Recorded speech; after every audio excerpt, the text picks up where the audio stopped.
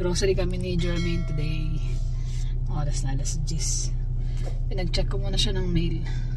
Yan.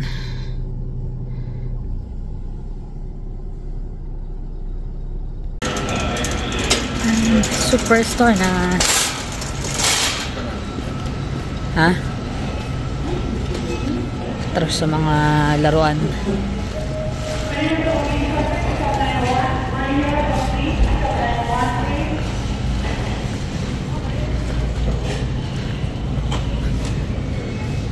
Sale.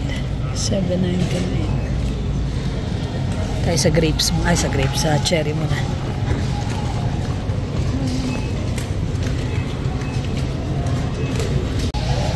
Nakasale yung pakwan. Kaso ubos na.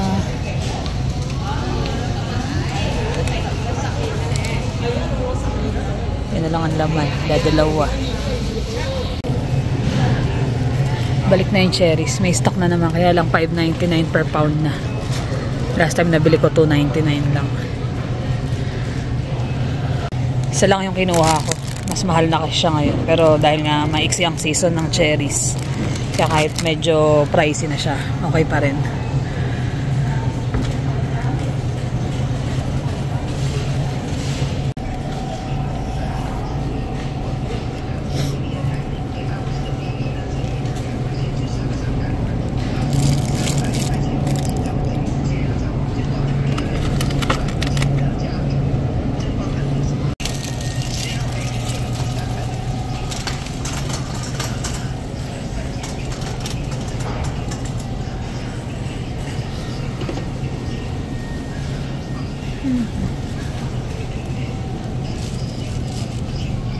Sale pero 6 pieces lang.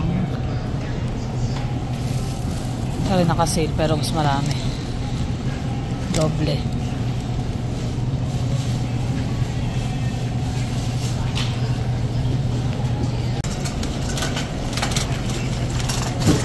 Ingay nitong cart ko.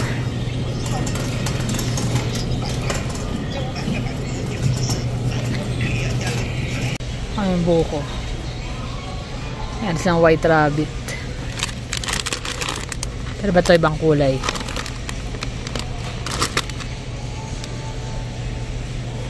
Dati $13.99. Itong dried mango na to binibili ko to dati. $8 lang. Sobrang mahal na niya. Biscuit na. Anong biscuit gusto niya?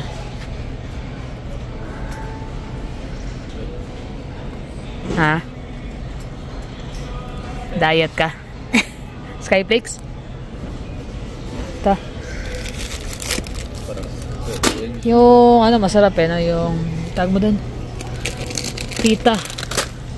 Yung may wala, ano yun dyan? Wala yung tuna no?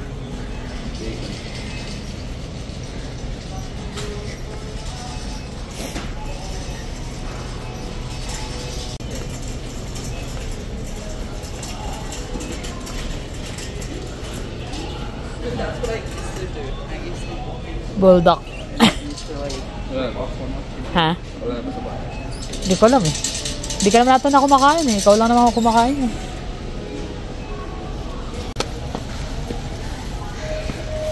Dawn, Wednesday, Beef, 307, Dawn, 307.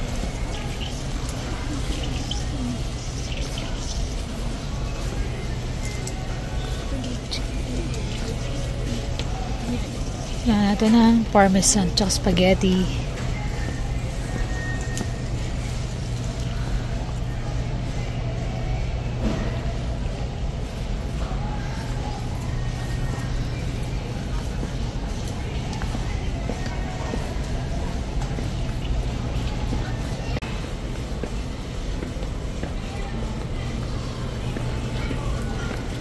Ano pamili?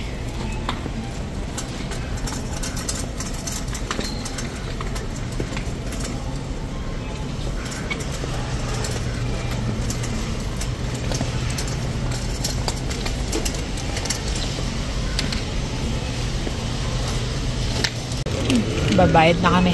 Medyo maraming tao today. Kami sa loto ni Jermaine. Nag-washroom muna siya. Maganda yung superstore dito kasi ang laki.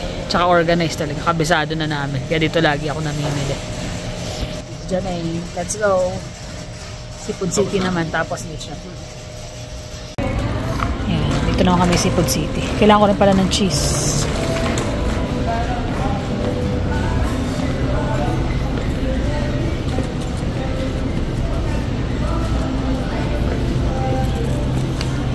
Maganda yung okra nila ngayon. Hindi ganun ka ano, medyo mas mura.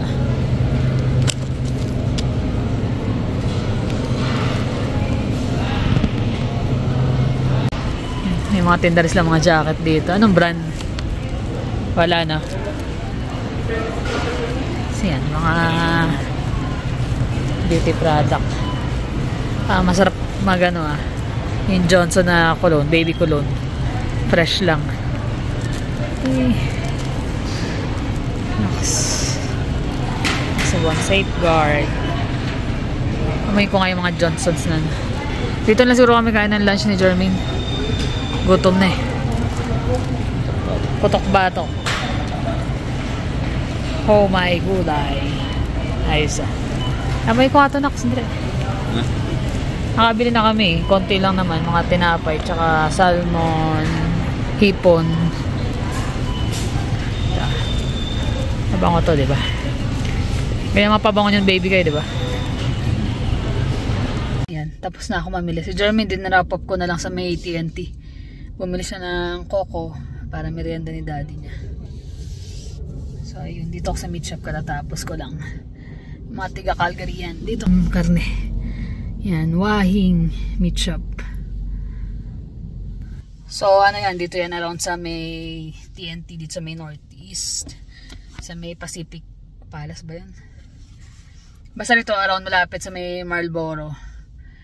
So, ito sulit talaga. Kahit dayuhin nyo, ang laki ng matitipid nyo. Tapos maganda yung quality ng mga karne nila.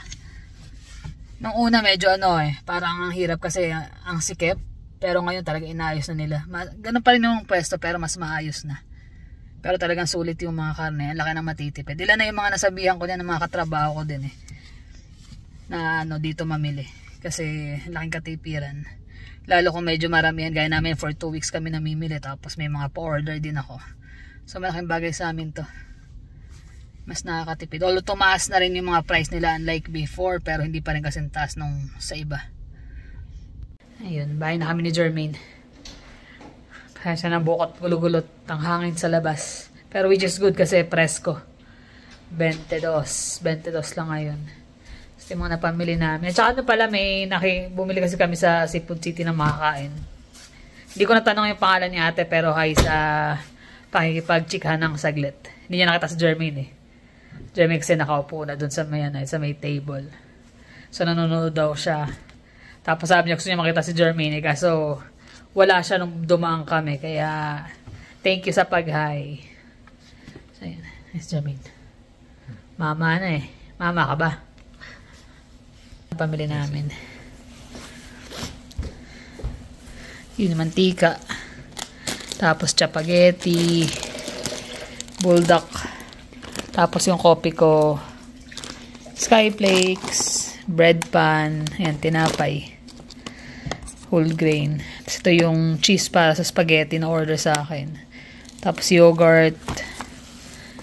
Nata. Okay. Tapos parmesan. Ito condensed. Tapos gata, buko juice. Tapos oyster sauce. Gatas. Pang cereal ng mga bagets. Tapos bagoong yan yung spam. Tapos ito hindi ko na-check pero ang mahal ng parang per pound ng chili na ganito is $13. Hindi ko napansin kung magkano itong nakuha ko. Pero yun. Tapos itong pang sushi, yung nori. Tapos yung feta na bacon flavor. Tapos patatas. Ayan, dito pala yung resibo. Kano ang sili. Ayun, ganun karami, $4.46. Mahal na talaga. Garlic. To finally, kahit pa paano maganda-ganda yung okra. Madalas kasi parang matigas, tapos mahal pa. Ito, pwede na. Tapos, talong, green beans, cauliflower, onion. Ito yung mushroom. Mushroom din to, yung malalaki naman. Tapos pandesal, bumili ko pandesal sa Seafood City. Romaine lettuce. Tapos carrots, green pepper. Ano to? Yung ampalaya. Tapos ito yung patola. Gusto ko mag-miswa. Na-miss ko na mag-miswa na may bola-bola. Green onion, orange, spinach. Red pepper. Tapos cilantro, broccoli. Tomato. Tapos yung lagi kong binibili na cucumber. Mas crunchy kasi to. Tapos yung cherries. Cherries magkano ba? Nagmahal na. Laka ng tinaas eh. Although patapos na nga kasi. Gaya na sabi ko kanina. Hindi ko makita. Ayun, cherries. $12. $12.09. Yung ganyan kakonti. Samantalang last time, 2 balot. Kasi nga $2.99 per pound. 2 balot yung nakuha ko. 10 something lang. Doble. Higit pa. Tapos to spaghetti. Para sa order yan. Eggnog. Pandesyosa. Tapos rice seasoning. Langka na essence flavor. Hindi ko alam kung magagawa ko pero plan ko sapin. Tapos spaghetti sauce. Tsaka munggo. Saan dito iba sa kabilang side. Ito yung pakwan. Kala ko 2 na lang. Meron pa pala sa kabila na isa pang isa pang lalagyan. So nakakuha uli ako. Tapos chicken leg and thigh. Tapos ito chicken thigh na boneless naman. Tapos beef rib finger, pork shoulder. Ito para sa order sa akin, beef na sliced beef na para sa beef broccoli. Tapos sa spaghetti ko na order, usually nagmi-mix ako ng beef at saka pork na pinakakarne niya. Tapos hotdog para din sa spaghetti yan.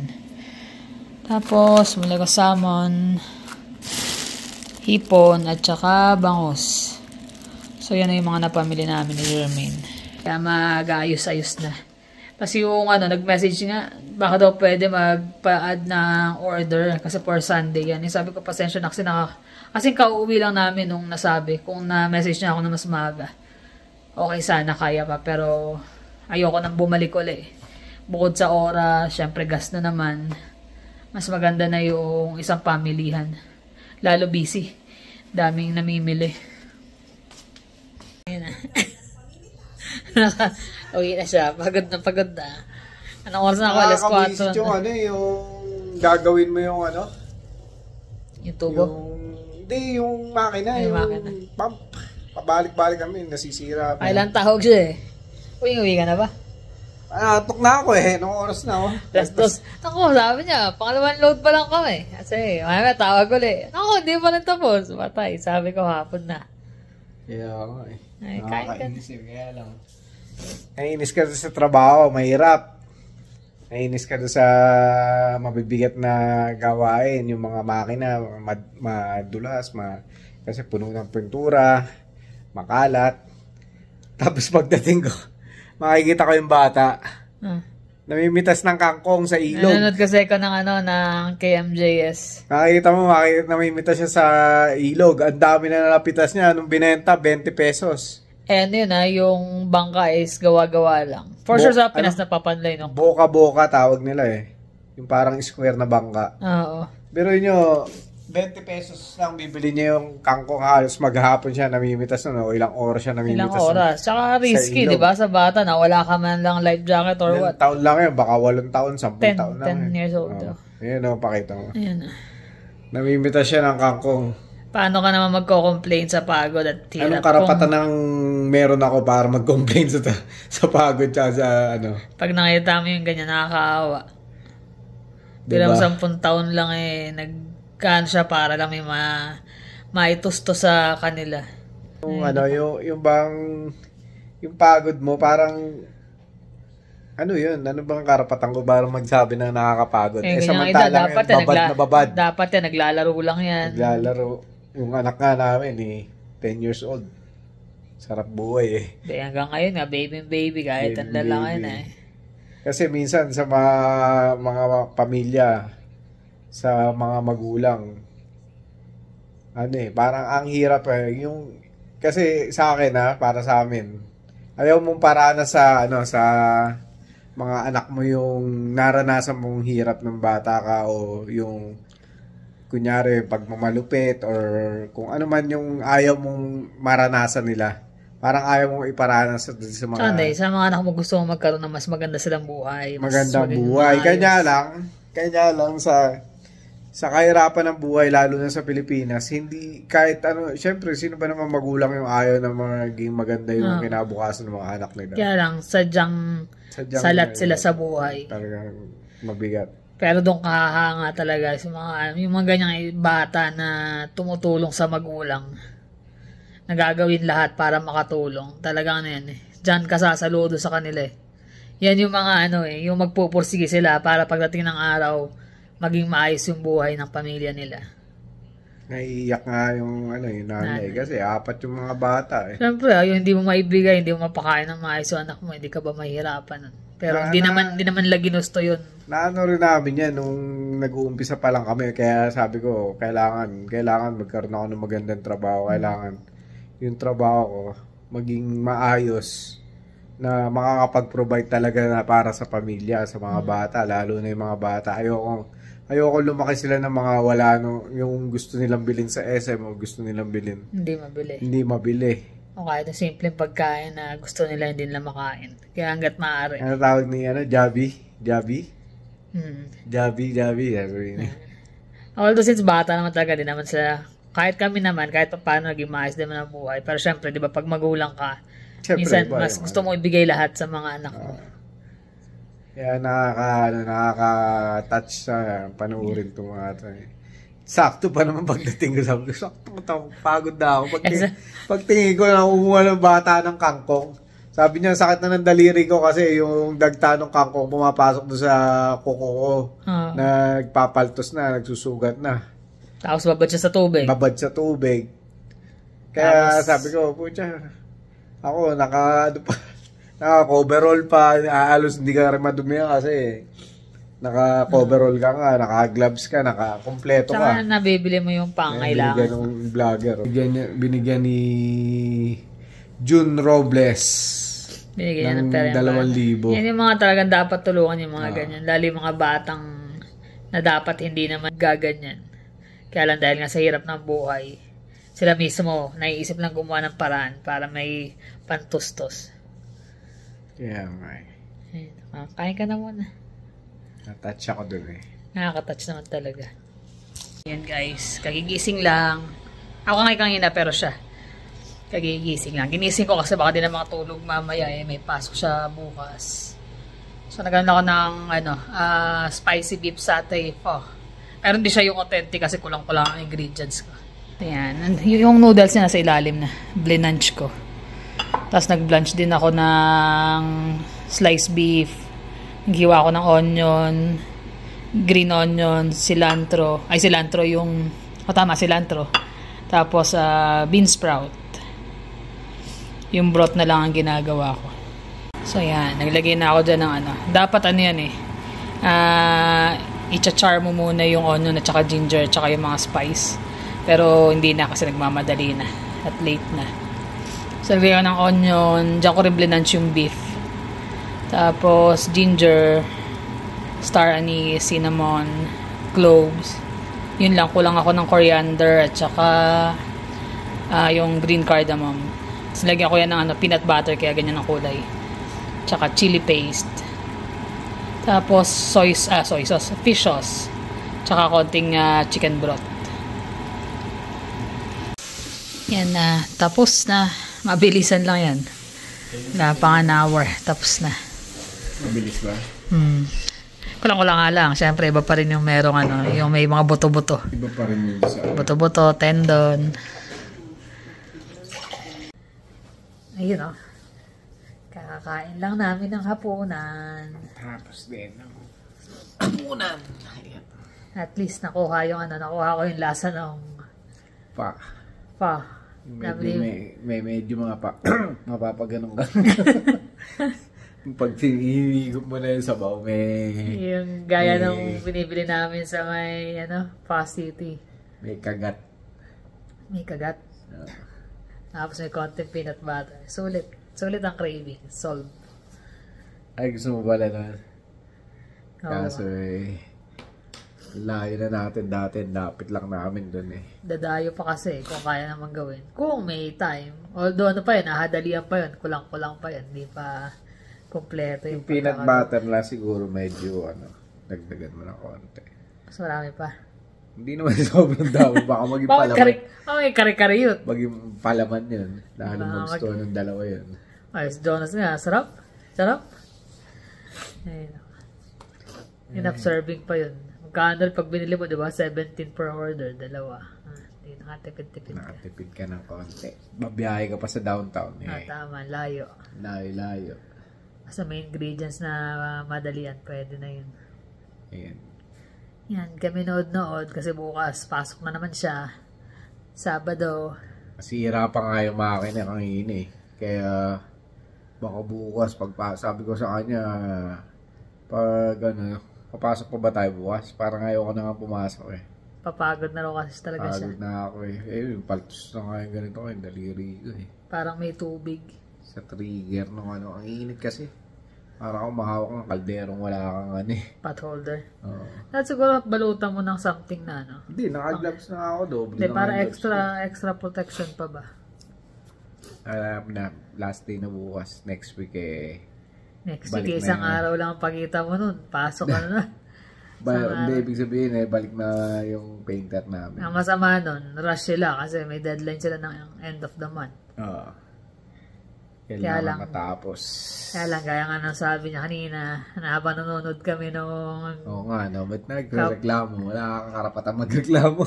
Kapuso mo, Jessica. So, hindi naman sa walang karapatan magreklamo. Kaya lang, syempre, pagka dumaan sa punto na gano'n na feeling mo pagod ka na, feeling mo ang hirap, tapos makikita mo yung gano'n, parang maano ka Magpasalamat ka na lang. Yun ang importante. Magpasalamat ka kahit ano pa man yung natatanggap mo. Kung ano man yung status mo sa buhay. Kung ano man yung pagod ka o nahihirapan ka kasi mas maraming nahihirapan sa'yo. Mas maraming nahihirapan talaga. Maraming nabubuto, yun yung simula bata pa ako nun Lagi sinasabi ni Ate Leti tsaka ni Daddy nun ubusin mo yung pagkain mo na yan. Ang dami nagugutom sa kalsada. Kung ano yung nasa lamesa, kainin. Ubusin yan. Kumbaga, di ba syempre, pag bata ka, pag di mo gusto yung ulam, titira mo, ganyan, or yung ubus namin talaga. Tsaka mausin talaga mga bata, ganun, di ba? Tsaka sa bahay.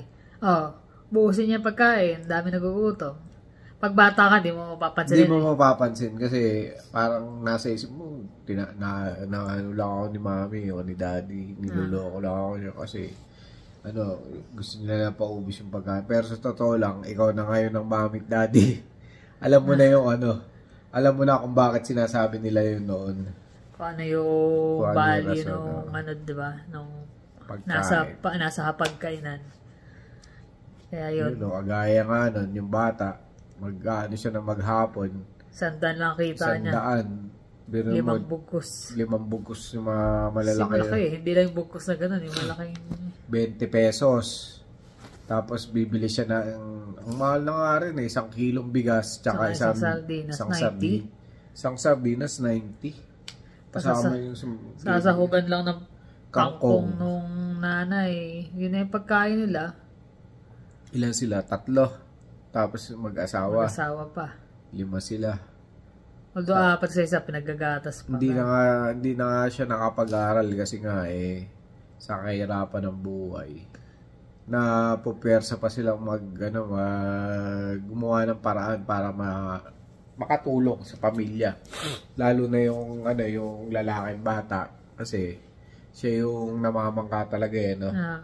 Nag-ano siya, namimita siya ng mga kangkong. Katulong niya yung nanay niyang mamitas, pero syempre, di ba? Yung inanay nga naiiyak eh. Syempre, mabigat sa magulang yun naman, hindi mo maibigay sa mga anak mo yung maayos na buhay. Hindi naman kailangan maging marangya. Yung bang meron ka lang napapakain na maayos sa araw-araw. Kami sa totoo lang, kaya rin kami nagpursige makapag-abroad at makapunta ng Canada. Lalo na siya. Dahil sa mga bata. Oo. Dahil doon sa mga nangyayari sa kapaligiran, nakikita mo baka malulung sa kung anong masamang bisyo o mapatropa sa mga masamang barkada. Hindi siya, di ba? Isipin mo yung mabigyan sila magandang buhay. Magandang buhay, magandang edukasyon, tsaka yung foundation nila. Kumbaga, dito na nag-start. Dahil mga bata pa lang sila. Ano na, kumbaga yung future nila medyo maliwaliwanag. Meron ng sikat. Kaya hindi na masyado ang mag-aalala. Tsaka proud din kami talaga sa mga anak namin. Kahit na mga koloko yung mga yan. Mapagmahal yun. May kanya-kanyang kakulitan, pero mapagmahal sila. Tsaka, ayun, si Jonas, maganda-ganda na rin yung narating niya. Kahit pa paano, di ba? Maganda na yung trabaho niya. Mas tutusin niya, mas maganda pa yung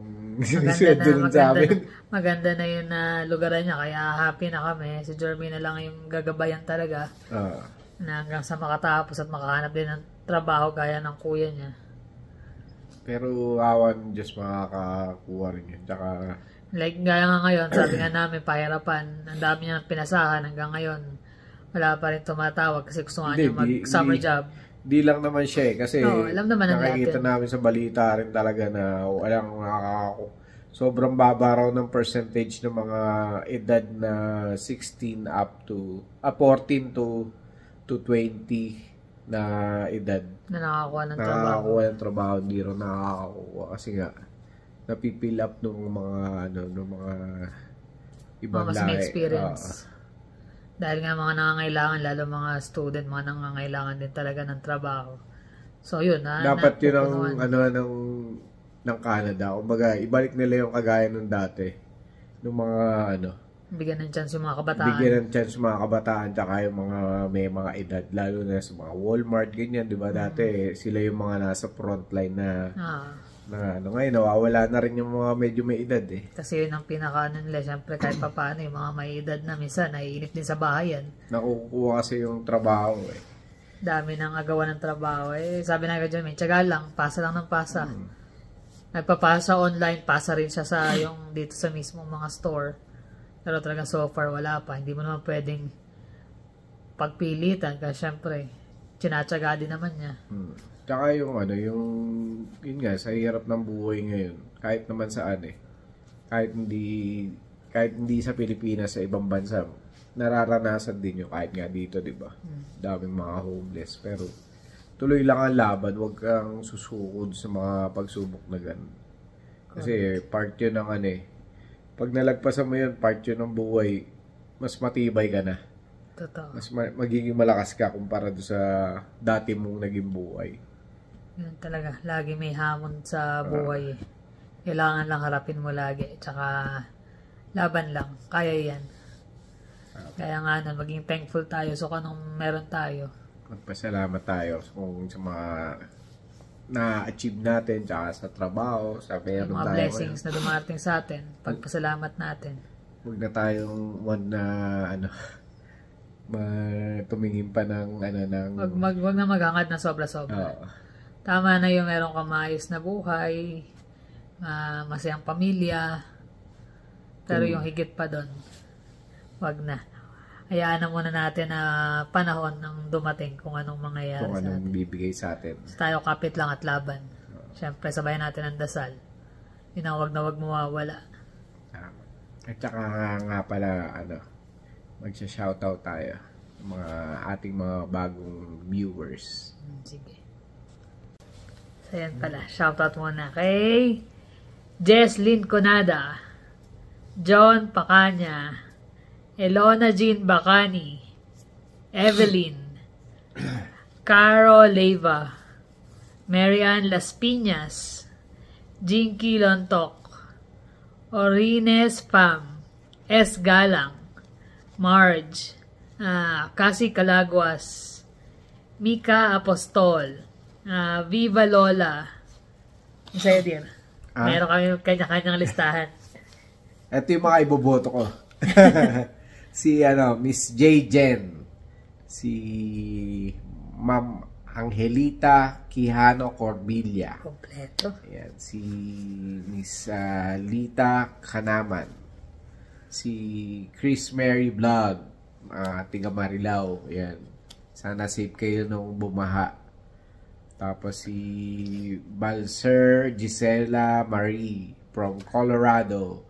Hello. Apektado rin sila doon sa usok na galing dito sa Alberta. So, yun. Si Madam Merlita. Si Chrono. Egg DG Chrono. Si Miss Risa Gonzalez. Si Viol 71. Si Ben Madalog Dog. Yun. Tapos si Miss Bernadette Oda from Japan. Si Lori Ann Garcia. Christina Mercado. Si Ami Corpin. Tapos si Miss Bernadette Manahan. Si Eva Tenchavez. Si Noreen Reynoso. At saka si Teresa Tangpus from Cyprus. Yun. Ang dami nun. Naipon eh. Naipon na. Hindi na nakapag-shoutout. Pero maraming salamat sa inyo guys sa laging pag-support. Suporta sa aming maliit na vlog at saka doon sa mga laging nanonood sa amin. Yung mga solid supporter. Maraming salamat. Ay din sa ate ko at kay Patrick. Siyempre yung number one na supporter. So, yun lang. Paano guys? Maraming salamat ulit. Ingat kayo lagi. See you on the next vlog. Bye.